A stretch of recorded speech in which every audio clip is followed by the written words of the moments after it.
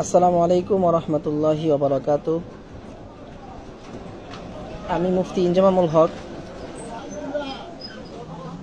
আমার দেশ পত্রিকা থেকে একটা নিউজ দেখলাম, মির্জা ফখরুল ইসলাম আমাদের দেশের সম্মানিত একজন ব্যক্তিত্ব, তিনি একটা প্রশ্ন তুলেছেন যে মসজিদে এত আলেম থাকতে দেশে এত দুর্নীতি কেন হয়। তো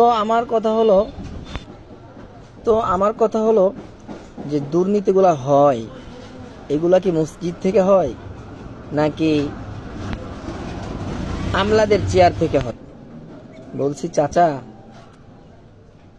আপনাদের মতো একজন সজ্ঞানী, এমন সুশিক্ষিত মানুষদের কাছ থেকে এমন বোকামি প্রশ্ন জাতি আশা করে না। এ জাতি একটা সুসমাজ চাই, সুশিক্ষিত সমাজ চাই।